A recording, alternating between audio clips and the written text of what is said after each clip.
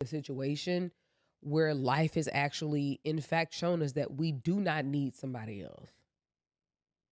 Life has shown us that we came in this bitch alone. And at this point in 2025, we can absolutely leave alone. We're not necessarily beholden, or we don't require a man to like exist in the world. Like, because we have access to money. We have access to education. We have access to all the securities that a person would need. You know what I mean?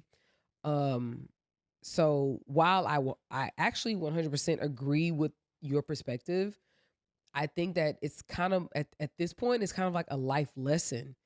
It's not trauma or like so many bad situations. I literally think like we've seen, like our friends are getting married at 30. At 30, if you don't know how to do this shit on your own, you got a whole nother pack of bullshit to be dealing with. You shouldn't even be worried about getting married.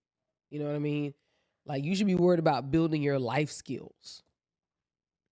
That's You true. know, I just don't think at this age, I just don't think it's a trauma thing. Maybe 40 years ago, I think it's a little bit more reasonable for it to be a trauma response. But now, it's hard for me to say that that is a woman's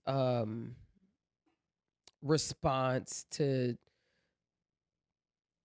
you know, that being her position. I just don't think it's a response. I don't think it's a response to trauma.